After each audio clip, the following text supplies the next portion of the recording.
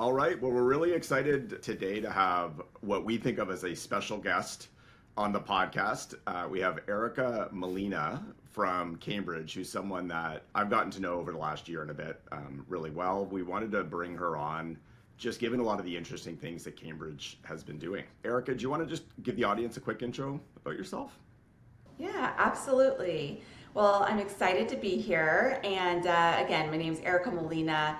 A little bit about myself. Currently, I play the role of Vice President of Product Management for Cambridge Investment Research. But a little bit about just my background, actually come by way of an advisor. So I've spent about 25 years or so in the industry, came straight out into the independent space, building books of business, working through those channels, eventually getting my CFP.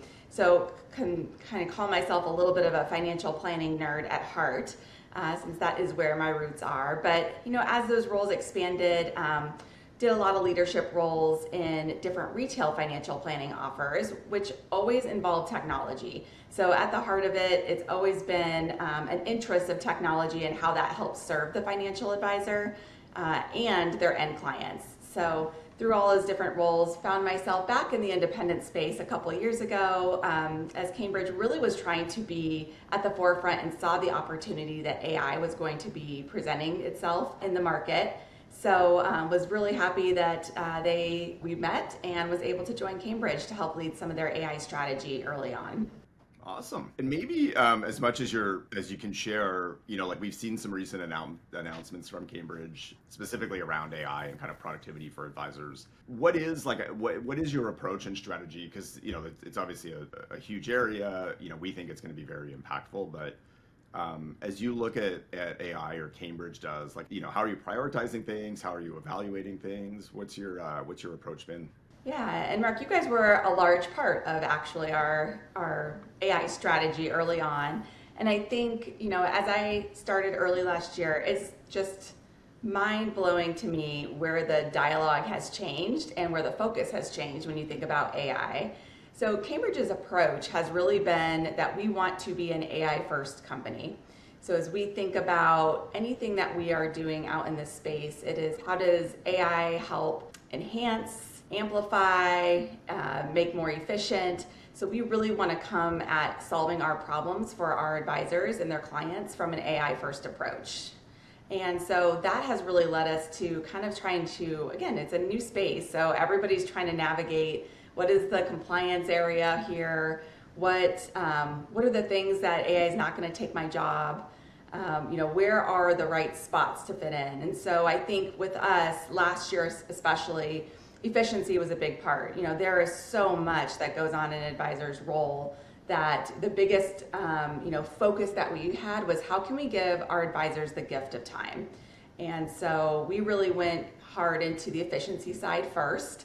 How do we help them find some times in their day, enhance the time that they're spending with their clients? And then now we have kind of shifted a little bit more as we still want all the efficiencies, but now how do we think about that from an agentic point of view?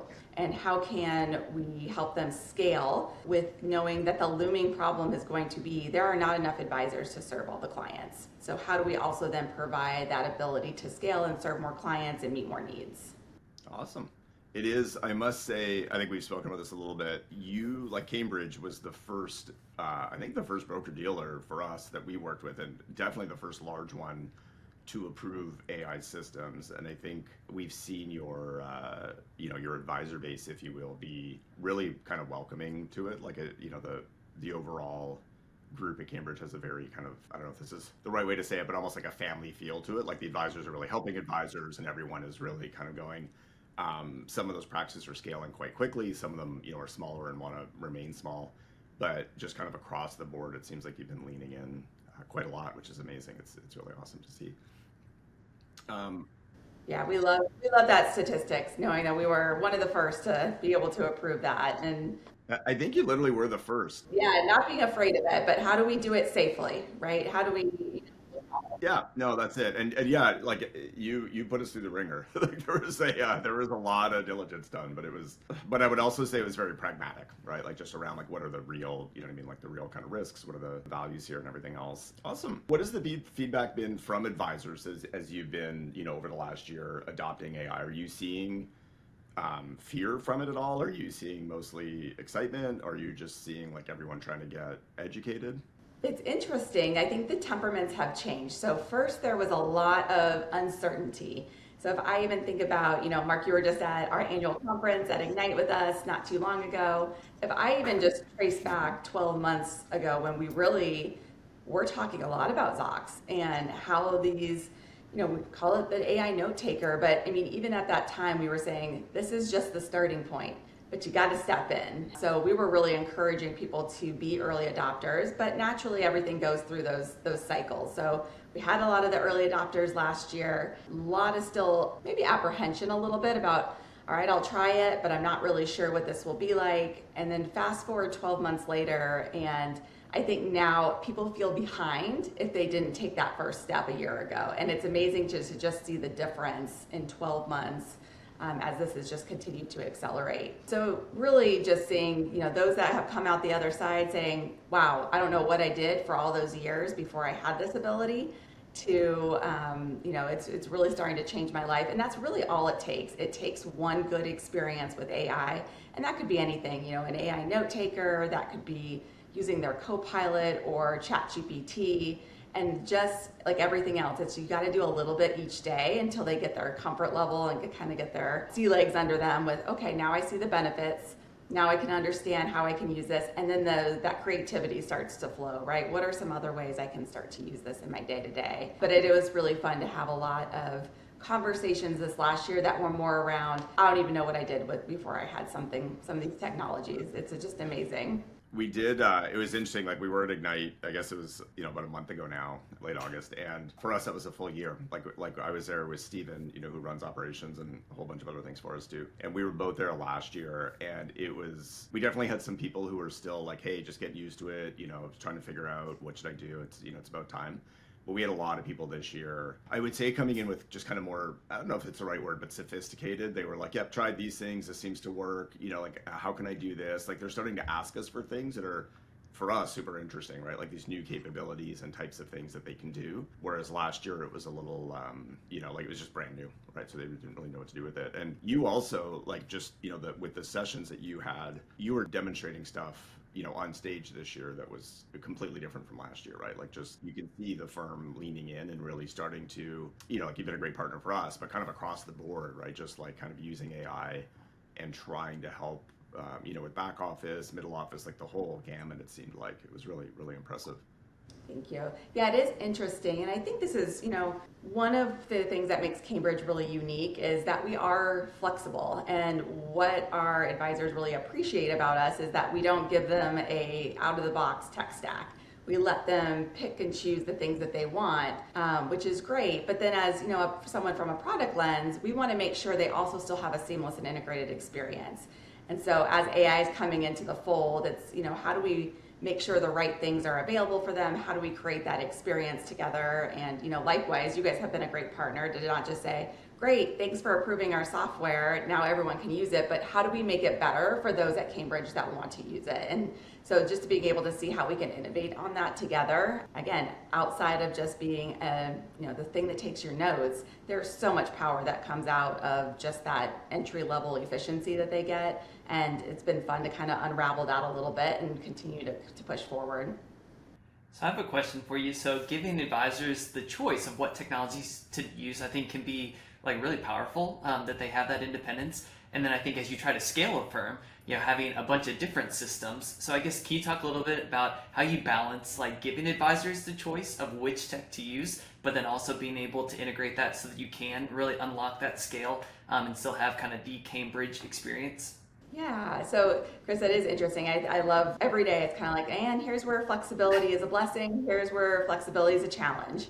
And I think we are trying to turn the corner a little bit on this. So, having the flexibility, but how do we also create things that are kind of that good, better, best experience so they can have all the choice, but knowing where we'll go deep and make sure that those integrations are more enhanced or more seamless with certain types of integrations together, where we might not be able to put the same focus, time, resources into all of them.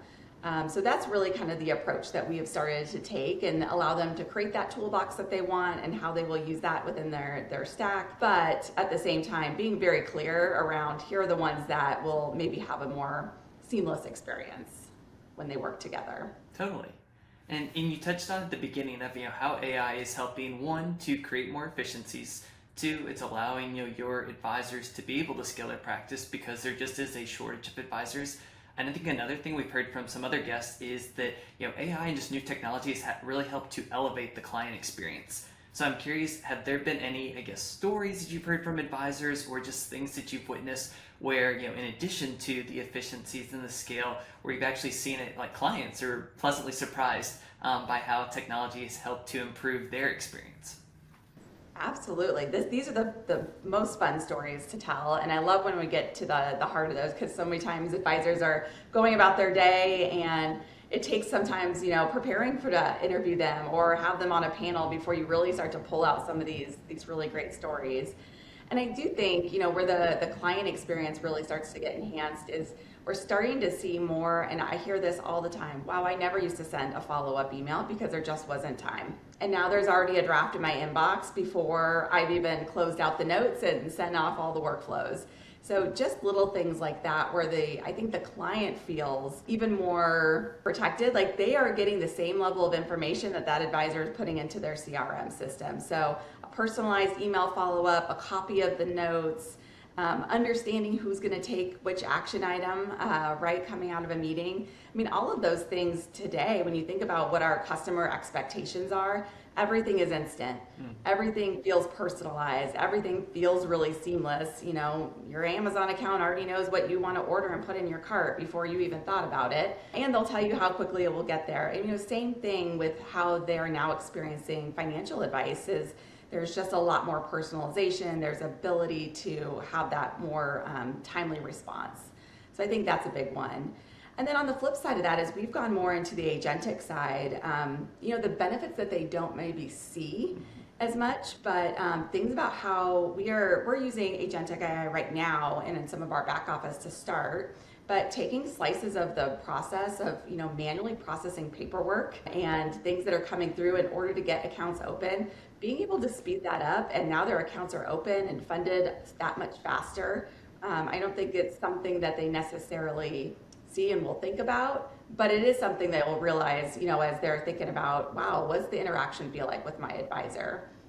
We said we were going to do something and now the account's open. Totally. I think clients are always inclined that the faster things can be done, and I think many times they may not realize it until they don't have it, like they forget kind of what the experience was before. And I think it also just I think it ensures just client retention, because if a client was to go somewhere else and that advisor is not as forward thinking and they haven't adopted this, it's a pretty stark difference. And I think that just shows just that how much the firm is looking after clients. I'm curious on the agentic front, are you all looking at more building out that type of AI in-house? Are you looking at existing firms? I think big firms, always the question is, do we buy, do we build, do we partner? And I'm just curious how you all have approached that. Yeah, we wrestle with that question every single week. So when we think about what do the clients need, what do our advisors need, that buy, build, partner is always kind of at the forefront of our mind. And I think, the way we kind of think about that is what will be our differentiators and where do we want to differentiate and where do we feel like we want to make sure there's just certain capabilities. And that's, kind of the framework that we'll use a lot of times when we think about that. But right now, because the space is so rapidly moving and advanced, we really have benefited a lot from partnering. And that has really been where we found our strength in trying to be an AI first company to date, because quite frankly, we just didn't have those skill sets in-house. We knew what we needed to build, but we needed to go find partners who were willing to go on the journey with us. So like Mark, and he mentioned Stephen, I feel like there was always a crazy idea one way or the other, hey, what if we tried this? Or how about that?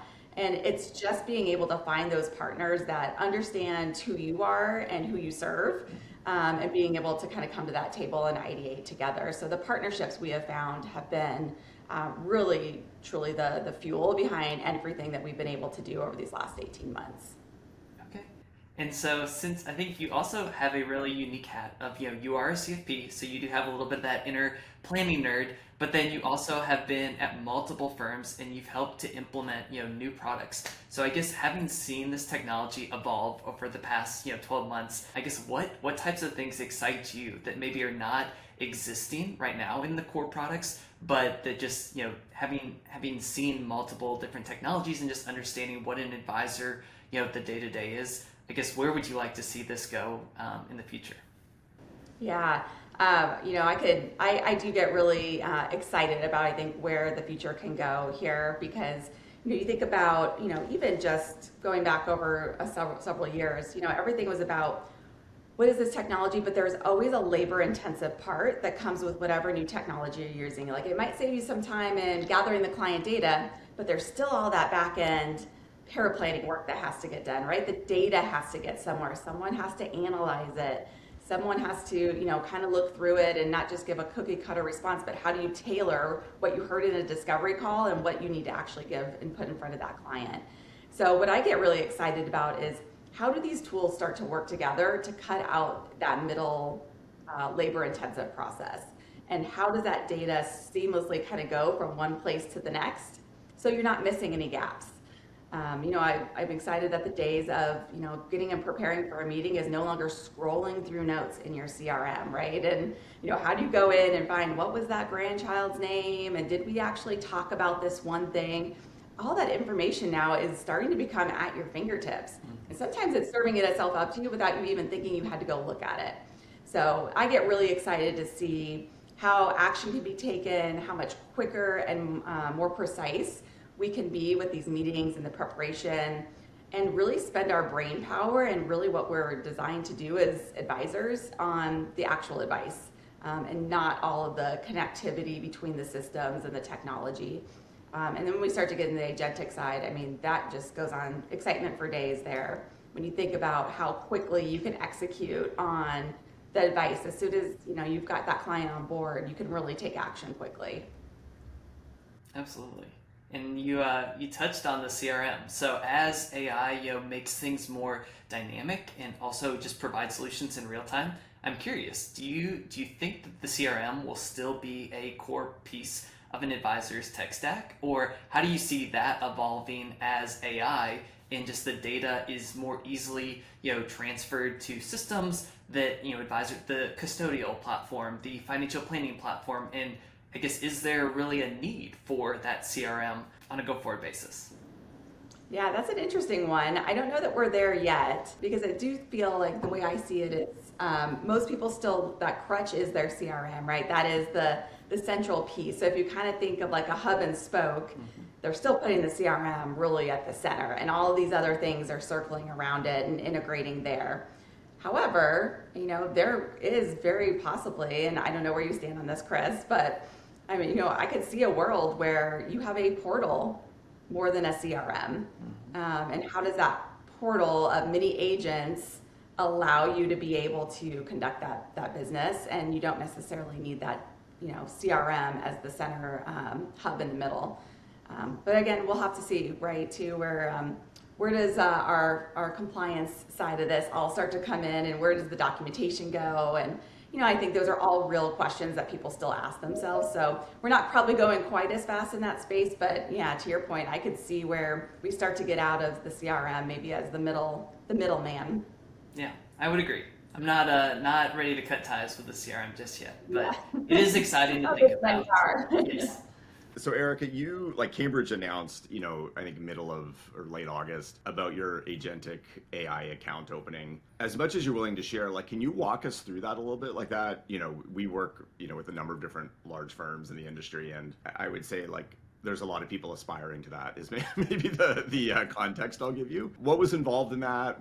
It seemed amazing, frankly, but yeah, if you can give us more context, that'd be awesome. Yeah, so again, just leaning into, we did not want to sit back and wait. We wanted to figure out how we could experiment, fail fast if we needed to, and really push the envelope. I think one of the nice things about our flexibility and our position in the market is, we do see advisors that come to us and clear at multiple firms doing direct business. So we had a wide range of opportunities that we could go after and say, where do we want to try to experiment and where do we want to push the envelope a little bit?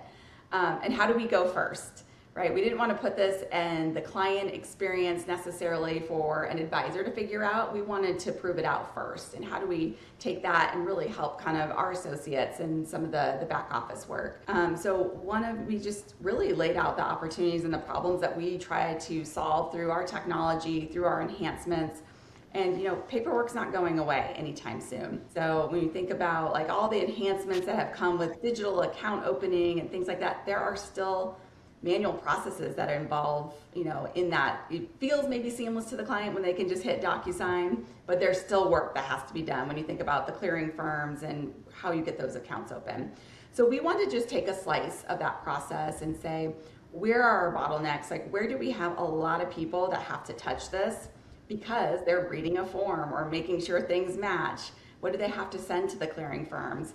And we started to use some of the agentic capabilities to, scan and read PDFs and put information in multiple places where it needs to go, and how do we get that information transmitted to the clearing firms? So we really kind of took a sliced approach there and had to really honestly use multiple types of technologies in order to orchestrate a process.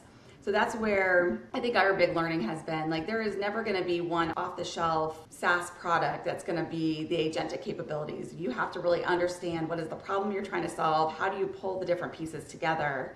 And like I said, our approach is always AI first. Where can we use AI in this process?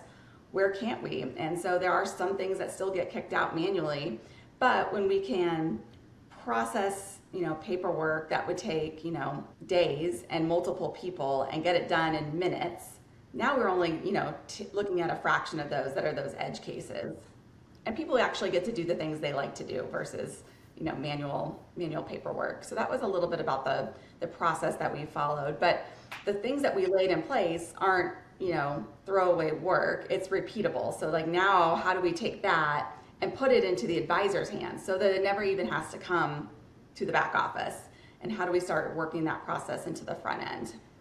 Yeah, it's been, there was a lot of excitement, I'll just say, about that for sure in the last few weeks at the show. And it's impressive, right? Just to see like these things that have gone from, reasonably heavy manual work, right? Manual review, to something that not only is it allowing people to focus on what they want, but it's like, that's a massive time saving, right? Like, not just from an advisor point of view, but for clients, to have turnarounds in, frankly, minutes, right, instead of days, and often like what ends up being weeks on the calendar just because of the back and forth. Yeah, it's really it's a fun conversation to have when your partners at the receiving firms are worried that you're gonna shut down the systems because the processing is that fast, right? You're not used to, when it's humans, there's almost an automatic meter, right? There's a cadence of work that comes through. And some of these agents don't need a break, and they just process so much faster, which is great because that's the work we want them to do. We don't want our associates having to do that. We want them to pick up the phone and call our clients and have a proactive conversation. So the same way that it benefits clients at the end of all of this, we want our advisors to feel the same benefits. And how do they feel more personalized service? How do they get more of a proactive outreach? So it's more of that cascading effect, which is great. Mark, I think a lot of these things too, this process may be not as much, but as we go into the advisor space, it's the connectivity of all of these things. So, as we say, you guys are holding like a gold mine of data through these meetings. How do we capture that? And instead, Chris, as we talked about, having to go push it into multiple places, how do we help be that connective tissue that not only can push it to all the places, but then kick off the work that needs to be done? And maybe not just a task in a CRM, but the actual work, right? How does it actually get completed? Yeah, we've definitely seen that. Like, I think everyone, it's hard just obviously with AI moving so quickly, but for us, and a lot of these are Cambridge people, the people who are moving very quickly and kind of, frankly, trying to get as much as they can out of the systems, it's really about interconnecting all of these different systems. Like, when they say integrate, what they we've realized what they really mean is they just don't want to be typing in data, into like 20 different systems. And it, it's, whether that's the planning system, whether that's like, the account opening, whether that is the CRM, like all of these different things, essentially need to kind of connect and work. But it is, we've talked to a number of advisors that we hear it all the time, especially the ones I love the most are the ones where like there's a number of these at Cambridge where, they're growing really great firms, and then they look at, where you are now, like where Cambridge is now, and they're actually very excited to get almost back into advising. They're like, oh, I kind of wish I was advising and spending time with clients, because all of the fun stuff is there now, and all of the stuff that, like they didn't love doing, like all the data entry and stuff like that has kind of disappeared. So it's really amazing. Hey, I gotta admit, those little wheels turn in my mind sometimes too, right? It's like, wow, this would be so much fun. If you had, had this as your ecosystem, like what would that difference feel like? 100%. It's really great to see. Like I will say on our side, like working on something that is removing, just like frankly, I don't want to say pain, but like a lot of work that these teams do not love doing is probably the polite way to put it, is really awesome, right? And then the fact that they're able to grow their business more and everything else because of the fast turnaround, because like accounts can open quickly and all that is just huge. But a lot of it is like they're just happy and excited to really be focusing and spending time with clients again, which I think is why most people, frankly, get into the industry.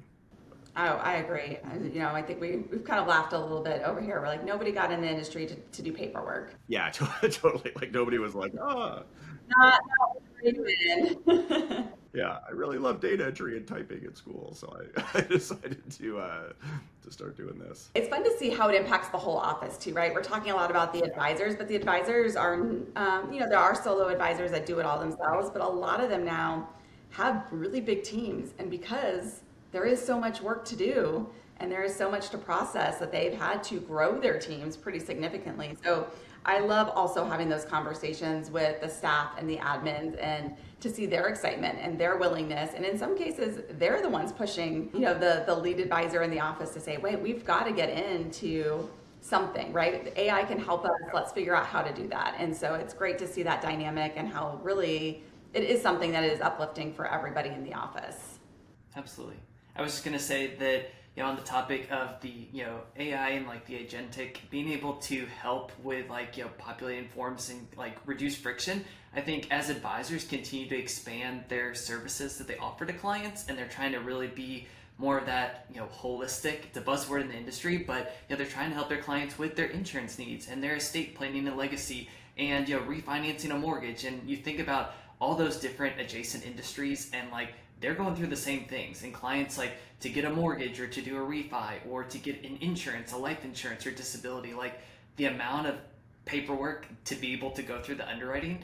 And I mean, there's definitely the compliance and regulatory things that we advisors need to abide by. But if we could be able to help cut out the friction on that, because we already have a lot of that data, and we could be able to help assist our clients or help work with some like partner firms in those areas, I think that could also really elevate the client experience, in addition to some of the efficiencies that advisors have already seen. Yeah, absolutely. I think though, that's a great, like the cross-industry references are like the one I use the most when people are really, like we're talking about sensitive information, take it back a step, and, your doctor is not writing their notes any longer. Like they all have some sort of microphone or in their pen.